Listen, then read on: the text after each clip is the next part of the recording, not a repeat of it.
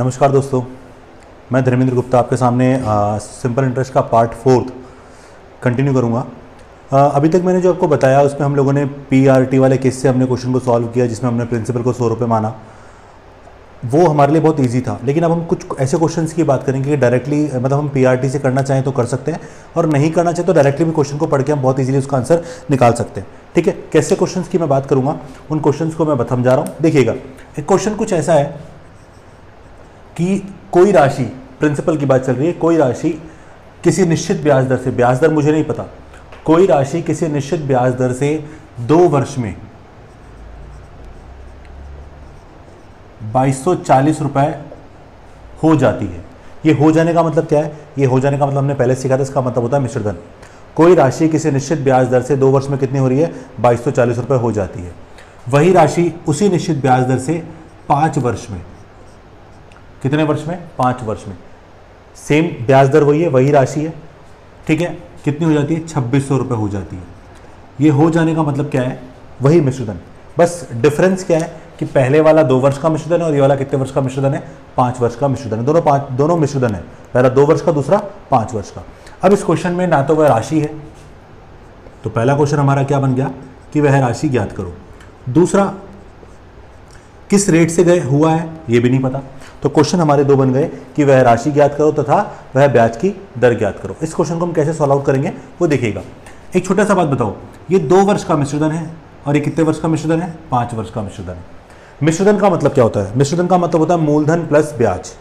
मिश्रधन का मतलब होता है मूलधन प्लस ब्याज।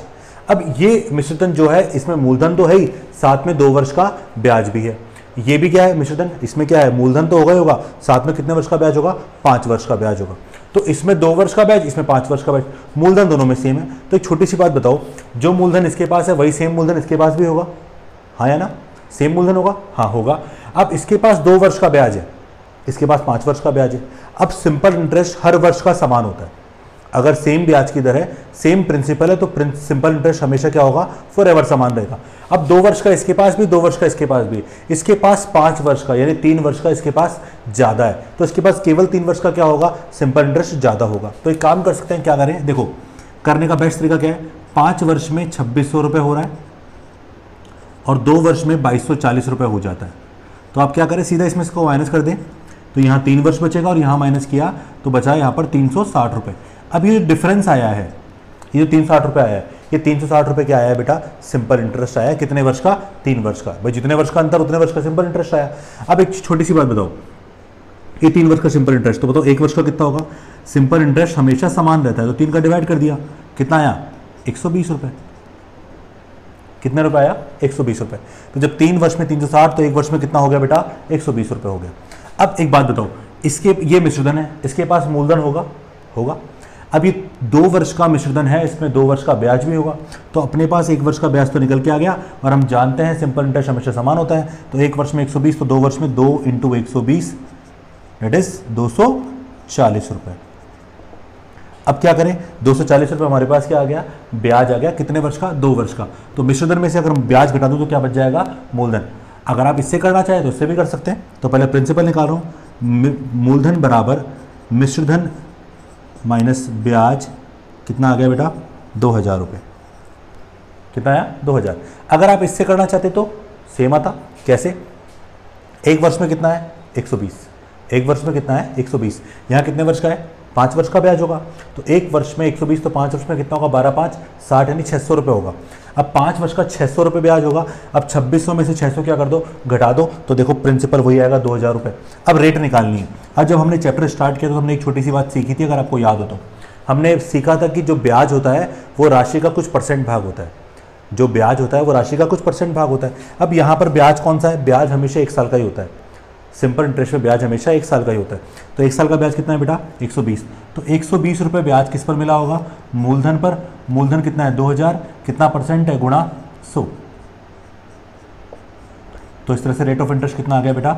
6%। ठीक है। अच्छा, इस क्वेश्चन में अगर आपसे एक छोटी सी बात पूछ लेता, क्या पूछ लेता? इस क्वेश्चन में से पूछ ले कि वह राशि 10 वर्ष में कितनी हो जाएगी या 15 वर्ष में कितनी हो जाएगी, तो कैसे निकालेंगे? ये हो जाएगी मतलब क्या पूछना चाह रहा है वो आपसे? मिश्रधन पूछना चाह रहा है। क्या पूछना चाह रहा है? मिश्रधन पूछना चाह रहा है। तो कैसे निकालेंगे? अच्छा बताओ, 10 वर्ष का पूछता तो क्या करें, 1 वर्ष का ब्याज कितना है 120 रुपये, 1 वर्ष का ब्याज कितना 120, तो बताओ 10 वर्ष का ब्याज कितना होगा 120 गुणा 10 यानी 1200 रुपये, आया ना। अगर 10 वर्ष का मिश्रधन पूछता तो क्या करता है, 1 वर्ष में 120 रुपये ब्याज मिलता है, तो बताओ 10 साल में ब्याज कितना मिलेगा, 10 गुणा 120 यानी कितना आया बेटा 1200। अब मिश्रधन पूछ रहा है तो मिश्रधन बराबर मूलधन यानी 2000 रुपये प्लस उसका ब्याज कितना आया 3200 रुपये। तो इस तरह से इस टाइप के क्वेश्चन को हम बहुत इजीली सॉल्व कर सकते हैं। पीआरटी से करता थोड़ा सा एक्स्ट्रा करना पड़ता, इससे ज़्यादा स्टेप्स होती, बट ये डायरेक्टली हो रहा है तो पीआरटी से करने की नीड नहीं थी। Is that clear? चलिए नेक्स्ट क्वेश्चन को करते हैं, एक बार हम दोबारा ट्राई करते हैं इस टाइप के क्वेश्चन को। अब देखो नेक्स्ट क्वेश्चन भी कुछ ऐसा ही लेंगे हम लोग।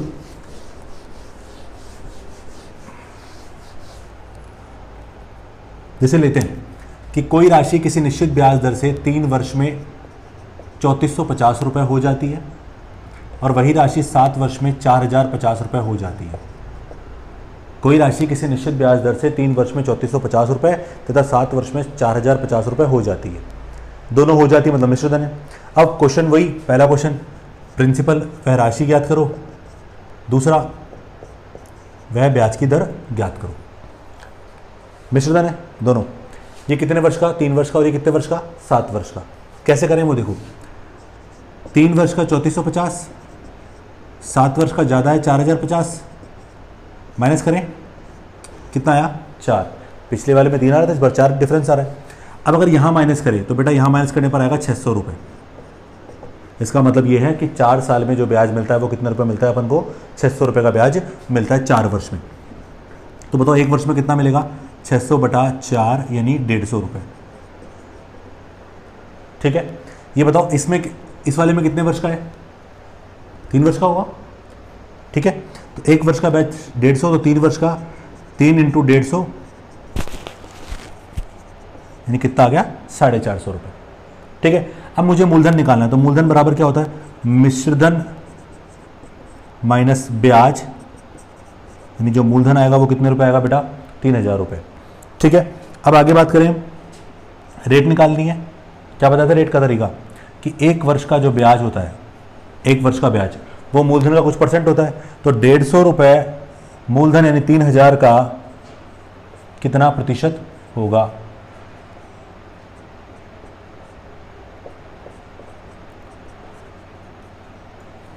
तो इस तरह से ब्याज की दर कितनी है बेटा, यहाँ पर 5% ब्याज की दर निकल के आ गई। ठीक है, एक बात बताते हैं, यहाँ तक समझ में आ गया ना। एक बात बताइएगा, पहले आप सोचिएगा, जो मैं जो बोलना चाह रहा हूँ वो सुनिएगा और सुन के जवाब दीजिएगा। अगर मान लीजिए किसी क्वेश्चन को करते समय अगर आप रेट को टाइम पढ़ लें और टाइम को रेट पढ़ लें, तो बताओ ब्याज पे कितना फ़र्क पड़ेगा। अगर किसी क्वेश्चन को करते समय रेट को टाइम पढ़ लें और टाइम को रेट पढ़ लें, तो बताओ ब्याज में कितना अंतर आएगा। कितना अंतर आएगा, कोई अंतर नहीं आएगा।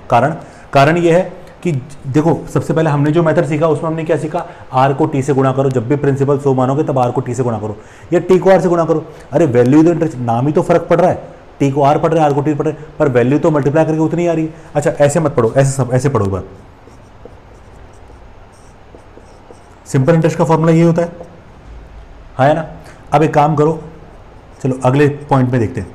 अगर मैंने आर को टी पढ़ा और टी को आर पढ़ा, बताओ दोनों सेम है डिफरेंट है? सेम ही है।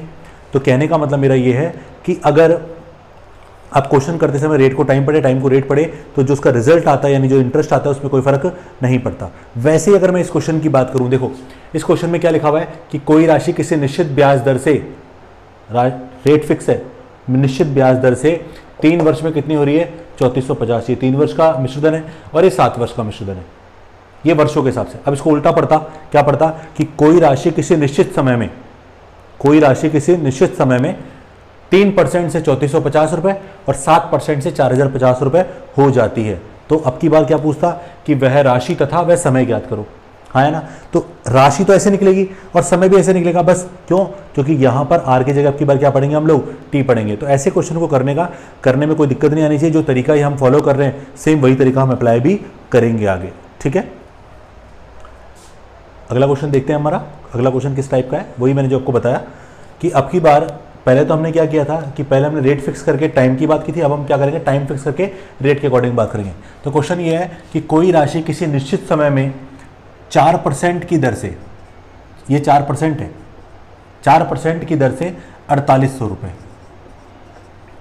और वही राशि उसी समय में 7% की दर से 5400 रुपये हो जाती है। ठीक है, तो क्वेश्चन आपकी बार क्या पूछेगा, वह राशि तथा वह समय ज्ञात करें। ये हमारा क्वेश्चन है आपकी बात। क्या करें, सेम वही तरीका, 7% से कितनी हो रही है 5400, 4% से कितनी होगी 4800, डिफरेंस 3% का आएगा, 3% से कितना आया बेटा 600 रुपये, 1% से कितना होगा 600 बटा 3, 200। सेम वही है जो पिछला क्वेश्चन किया था, सेम वही है, बस आपकी बार रेट को हम क्या पढ़ रहे हैं, टाइम, और टाइम को क्या पढ़ रहे हैं हम लोग, रेट पढ़ रहे हैं। 1% से कितना आया 200, अब 1% से 200, यहाँ कितने परसेंट का है 4% का, तो 4% का निकाला, 4 गुणा 200 कितना हो गया बेटा 800। अब क्या करें, अपन प्रिंसिपल निकाल लें, प्रिंसिपल बराबर 4800 माइनस 800 कितना आ गया 4000 रुपये, और टाइम निकालना है तो वही 200 रुपये ब्याज है 1% से, पिछली बार 1 वर्ष का था, अब 1% का ले लिया। 200 किस पर है 4000 पर, गुणा 100, अब की बार जो आया 5, ये क्या आया 5 वर्ष, ना कि 5%। बस सेम टाइप वही है क्वेश्चन जो लास्ट टाइम किया था, ऐसा कैसा हम लोगों ने पहले भी किया था, बस उसमें हमने रेट को टाइम पढ़ा, टाइम को रेट पढ़ा था। क्लियर है, यहाँ तो कोई डाउट है, चलिए यहाँ तो कोई डाउट नहीं है। अब हम आगे क्वेश्चनों की बात करते हैं। उन क्वेश्चनों में हम एक इंपॉर्टेंट चीज़ लेकर आएंगे, एलिगेशन, मिश्रण के नियम से क्वेश्चन को सॉल्व करेंगे, जिससे हमारा क्वेश्चन क्या हो जाएगा, बहुत ईजिली सॉल्व हो जाएगा। ठीक है, अब एलिगेशन के बेस पर जो क्वेश्चन आते हैं वो कुछ किस टाइप के आते हैं वो देखिएगा एक बार आप। जैसे मान लीजिए मेरे पास 12,000 रुपये है,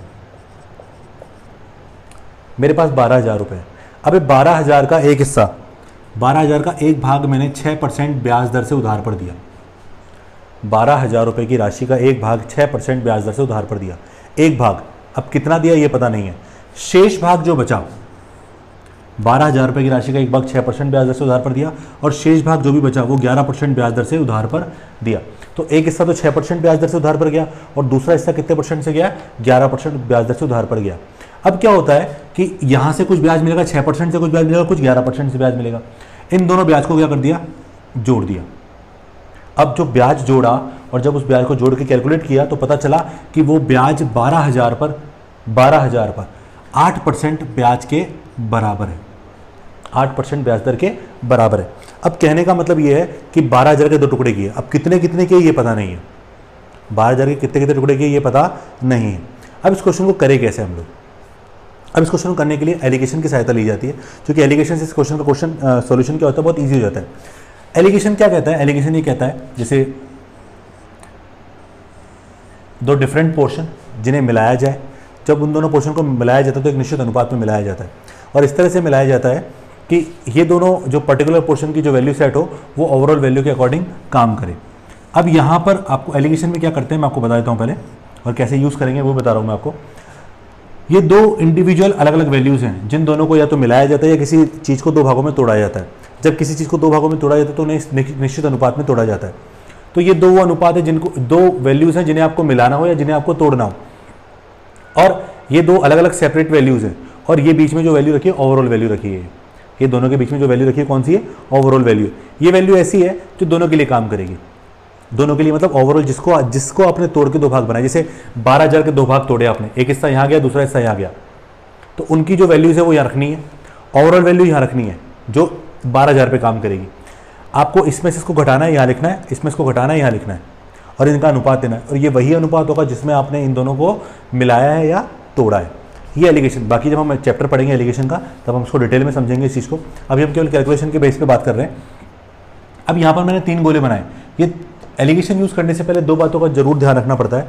क्या, पहली बात तो ये कि 3 गोले जो मैंने बनाए, ये तीनों गोले जो होने चाहिए बिल्कुल सेम प्रकार के होना ज़रूरी है। सेम प्रकार से मतलब क्या है कि अगर ये दोनों ब्याज की दर हैं तो ये भी ब्याज की दर हो, अगर ये दोनों लाभानी परसेंट है तो ये भी लाभानी परसेंट हो, ये दोनों अगर हमारे लिए चाल हैं दोनों तो ये भी चाल हो, ये दोनों अगर औसत है तो ये भी क्या हो, औसत, ये दोनों अनुपात है तो ये भी क्या हो, अनुपात। कहने का मतलब तीनों की फैमिली जो होनी चाहिए वो क्या होनी चाहिए, सेम होनी चाहिए। सेकंड इंपॉर्टेंट बात ये है कि जो बीच वाली वैल्यू है वो 1 से ज़्यादा और 1 से क्या होनी चाहिए, हमेशा कम। अगर ऐसा होगा तभी ये काम करेगा, वरना काम नहीं करेगा। अब देखो कैसे रखें, देखो पहला हिस्सा कितने परसेंट पे गया, 6% पे। 3 सेम वैल्यूज है अपने पास, ये भी 6%, ये अगला 11% और ये 8% पे गया। इस तरह से तीनों के पार्ट डिवाइड कर लिए।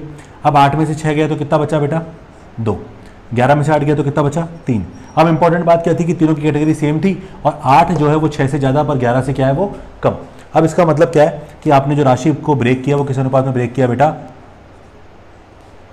3:2 में ब्रेक किया। ठीक है 3:2। लेकिन अब देखो ये 3 भले ही माइनस यहाँ से हुआ है लेकिन 3 किसके नीचे है 6 के नीचे, तो इसका मतलब 6% पे जो हिस्सा लगाया गया वो कौन सा हिस्सा है तीसरा हिस्सा। कितने में से 5 में से 3 और 2 5। ठीक है अब देखो उसको आगे कैसे सॉल्व करेंगे। अब क्वेश्चन तो ये पूछेगा कि भाई 6% पे कितना राशि उधार दी गई या 11% पे कितना राशि उधार दी गई, तो कैसे निकालेंगे। अब 6% ब्याज दर पे तीसरा हिस्सा टोटल कितना है 3 और 2 5 गुणा 12,000,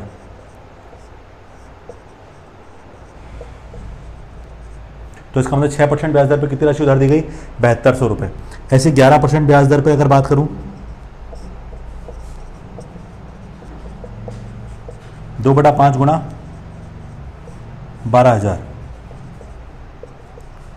तो इस तरह से अगर बात करूं तो मैंने 11% पे कितनी राशि उधार दी गई बेटा हमने 4800 रुपये उधार दिए हैं। ठीक है तो अगर इसको समीकरण से करते तो क्वेश्चन बहुत लेंदी हो जाता, बहुत लंबा हो जाता। इसको हमने बहुत इजी और बहुत शॉर्ट में कर लिया इस तरह से, और ये हमारे लिए फायदेमंद भी था क्वेश्चन करना। ठीक है अगले क्वेश्चन की बात करता हूँ, वो देखना एक बार आप। क्वेश्चन कुछ ऐसा है 18,000 रुपये की राशि का एक भाग 5% ब्याज दर से तथा शेष भाग 8%, एक तो 5% शेष भाग 8% ब्याज दर से उधार पर दिया गया। यदि कुल ब्याज 6.8% ब्याज दर से प्राप्त हो तो प्रत्येक भाग पर कितनी राशि उधार दी गई, यानी 5% और 8% पर कितनी राशि उसने उधार दी। ये हमारा क्वेश्चन है। अब मैंने आपको बताया जब भी आपके पास कोई चीज़ के आपने 2 भाग किए हो, उन दोनों की सेपरेट वैल्यूज़ आपके पास हो, ओवरऑल वैल्यू भी आपके पास हो, तो आप इजी एलिगेशन लगा सकते हैं। तो आपने क्या किया, पहला हिस्सा कितना % पे गया बेटा 5, दूसरा 8, ओवरऑल 6.8, माइनस करें 1.2 1.8, तो इस तरह से 1.2 और 1.8 का अनुपात निकाल लेते हैं अपन लोग। तो पॉइंट दोनों में समान स्थिति पे, तो 12:18, 6 से काटा 2:3। तो इस तरह से हमने क्या किया कि जो हमारे पास राशि थी, यानी कितनी राशि थी हमारे पास 18,000 रुपये, उसको हमने कितने अनुपात में बांट दिया 2:3 के अनुपात में बांट दिया। तो हमारे पास यहाँ जो आंसर निकल के आएगा वो किसके अनुसार निकलेगा 2:3 के अनुसार। पहला क्या है 5% ब्याज दर पर, ये तो आप कर सकते हो आगे।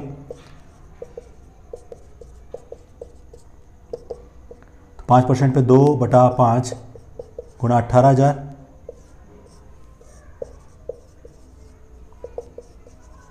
कितने रुपए दिए 7200 रुपये। ऐसे ही 8% ब्याज दर पर,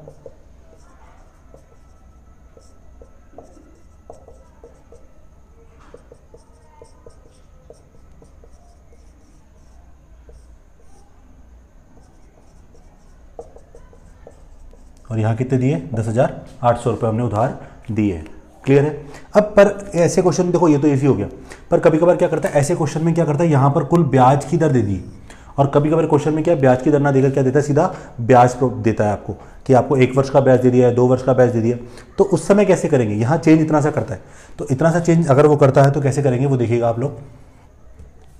ठीक है अगले क्वेश्चन की बात करता हूँ मैं। अगला क्वेश्चन किस टाइप, मतलब जो मैंने आपको बताया उस टाइप का, पर करेंगे कैसे उसको वो देखिएगा आप लोगों को।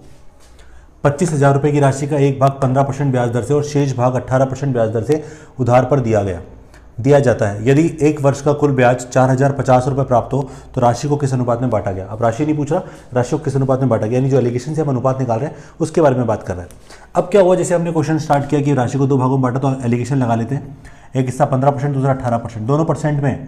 लेकिन एक बात बताओ, यहाँ पर जो ओवरऑल दे रखा है वो 1 वर्ष का ब्याज दे रखा है कितना 4,050 रुपये, और ये दोनों किस में परसेंटेज में। हमने क्या सीखा था, हमने सीखा था कि अगर ये दोनों परसेंटेज में है तो एलिगेशन के लिए ये वाली जो मिड वाली वैल्यू होनी चाहिए ये भी किस में होनी चाहिए परसेंटेज में होनी चाहिए। पर क्या परसेंटेज में है, नहीं है। 4,050 अगर एक बार को मान लो रख भी लिया आपने तो क्या ये सही है, क्या सही काम करेगा, नहीं काम करेगा। कारण क्योंकि रुपए में और ये दोनों परसेंटेज में। दूसरी इंपॉर्टेंट बात कि ये वाली वैल्यू दोनों से ज़्यादा है। एलिगेशन क्या कहता है कि ये वाली वैल्यू 1 से ज़्यादा और 1 से क्या होनी चाहिए, कम होनी चाहिए। क्योंकि इंपॉर्टेंट बात ये है कि ये दोनों परसेंटेज में, तो ये भी किस में होना चाहिए परसेंटेज में। तो इसको परसेंट में कन्वर्ट कैसे करें वो देखिएगा। आपको रेट निकालना सिखाया था पिछले केस में, पिछले 2 क्वेश्चन आप देखिए, आप सिखाया था रेट निकालना। रेट कैसे निकालते हैं? 1 वर्ष का ब्याज कितना है? 4050। 1 वर्ष के ब्याज से आप बहुत इजीली रेट निकाल सकते हो।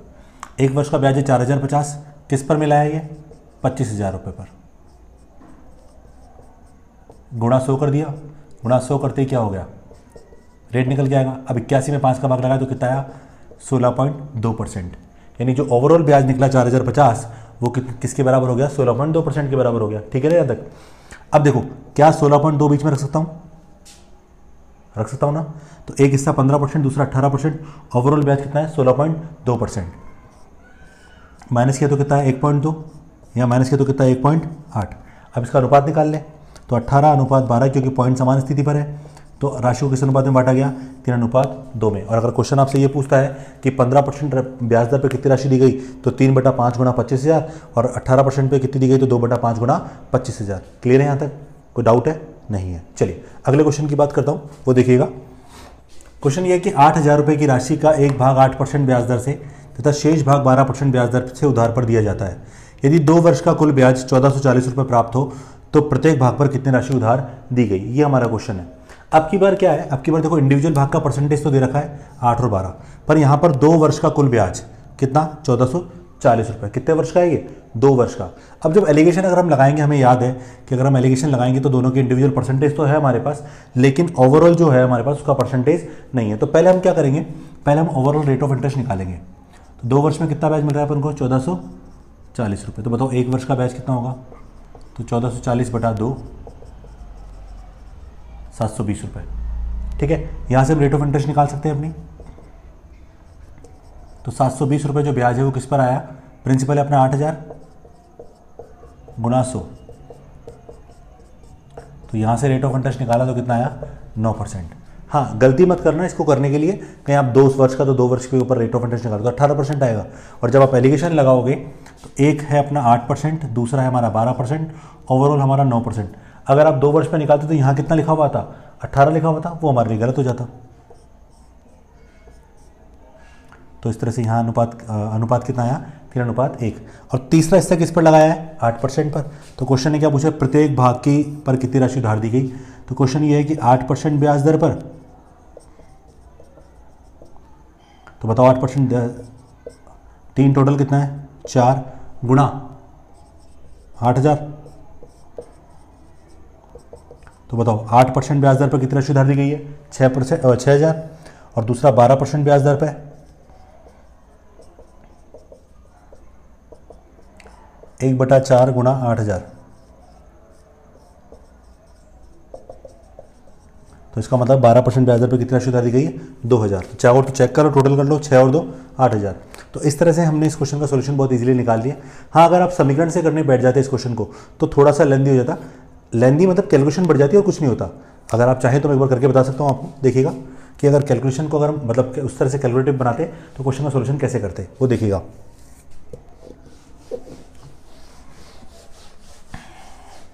अगर मैं इसको फॉर्मूले से करता तो देखो, सबसे पहले 8,000 से 8% पे कितना हिस्सा गया? मैंने टुकड़ों में मान लिया कि 8,000 का x हिस्सा x, और शेष बचा 8,000 माइनस x, ये हिस्सा बचा। अब ये हिस्सा तो 8% पे मान लिया और ये हिस्सा 12% पे मान लिया। ओवरऑल जो दोनों का 2 वर्ष का ब्याज होगा वो कितना है बेटा? 1440। अब क्या करेंगे? इक्वेशन ड्रॉ करेंगे। कैसे? x मूलधन इंटू दर इंटू समय बटा 100, 2 वर्ष का ब्याज हो गया, प्लस दूसरा मूलधन हो गया 8,000 माइनस एक्स गुणा 12%, समय 2/100। अब ये 2 वर्ष का जो कुल ब्याज है वो किसके बराबर है? 1440। आप चाहो कि अगर 1 वर्ष के हिसाब से करना तो इसको 1 रखो, इसको 1 रखो, वहाँ पे कितना रखो? 720। बात एक ही है, 2 कॉमन लेके काट दो, एक ही बात है। अगर शुरू में लेके चलते तो भी वही आंसर आता। अब लघुत्तम कितना आएगा? 100। सबसे बेस्ट चीज़, अगर समीकरण बन रहा है और समीकरण में लघुत्तम आ रहा है तो क्या कर सकते हैं आप कि आप लघुत्तम को सबसे गुणा कर दीजिए, सारा समीकरण सिंप्लीफाई हो जाएगा। 100 से गुणा करेंगे तो हो जाएगा 16x, 100 से 100 कट जाएगा इसका लघुत्तम लेते ही। 8,000 इंटू 24, मैं गुणा नहीं कर रहा, बाद में कैलकुलेशन में यूज़ करूँगा, मल्टीप्लाई करके टाइम वेस्ट नहीं करता। वैसे चाहो तो 19 192 और आगे 3 जीरो, यानी 19 2000 इस तरह से आएगा इसका। आगे फिर 100 से मल्टीप्लाई किया तो 1440 गुणा 100। अब मल्टीप्लाई केवल मैं तब करूं, सॉरी,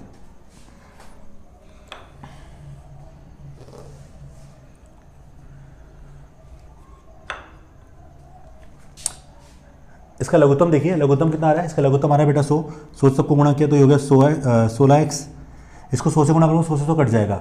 अब ये 24 को 8 से गुणा किया 192,000, 24x बराबर ये 1440 गुणा 100 करूँगा तो 144,000। ठीक है यहाँ तक। अब क्या करें, x में से x को हटाया तो कितना बचा, 8x, माइनस का बचा, इसको उधर ले जाके माइनस करेंगे तो 144,000 माइनस 19, तो माइनस का 8x बराबर माइनस का 48,000, माइनस माइनस कट जाएगा, x बराबर 48,000 बटा 8 कितना आया, 6,000। अब आपको याद है पिछले सॉल्यूशन जो हमने निकाला था उसमें जो 8% ब्याज दर पर राशि दी गई थी वो कितनी थी, 6,000, सेम वही। लेकिन यहाँ पर आपकी बार क्या करना पड़ रहा है, आपको पूरा डेरिवेशन करना पड़ा है, और डेरिवेशन में हमारा क्या होता है, टाइम वेस्ट होता है। तो बेटर तरीका क्या है, ऐसे क्वेश्चन पिछले कुछ एग्जाम्स में आया भी है, ठीक है। तो इस तरह से ना करने की जगह, इस तरह से करने की जगह हम लोग क्या करें, हम लोग किस पे जाए, एलिगेशन पे जाए। एलिगेशन से क्या होता है, क्वेश्चन का सोल्यूशन ईजी हो जाता है, फास्ट हो जाता है, तो वो हमारे लिए ज़्यादा बेस्ट तरीका है। ठीक है, आपको समझ में आएगा। आई होप आपने जो पढ़ा होगा अभी तक वो सारी चीज़ें आपको क्लियर हो गई, लगभग इस चैप्टर की सारी चीज़ें क्लियर हो चुकी, कंप्लीट हो चुकी है। ठीक है, लेकिन इस चैप्टर जब सीआई के साथ मर्ज होगा तो अपने आप इस चैप्टर की वैल्यू और बढ़ जाएगी, क्योंकि सिंपल इंटरेस्ट में केवल सिंपल इंटरेस्ट की बात करते हैं, पर जैसे कंपाउंड इंटरेस्ट की बात करते हैं तो कंपाउंड इंटरेस्ट में हम सिंपल इंटरेस्ट को इंक्लूड करके चलते हैं। ठीक है, तो नेक्स्ट वीडियोस में मैं आपके लिए इस कंपाउंड इंटरेस्ट लेकर आऊँगा। तो अभी मैं सिंपल इंटरेस्ट को जो मैंने जितना पढ़ाया उसको कंप्लीट करता हूँ। तो आज की क्लास में ओवर करता हूँ, और मैं उम्मीद करूँगा कि आपको अगर कोई डाउट हो तो आप प्लीज़ को कमेंट करके बताएं मुझे। ठीक है, थैंक यू सो मच।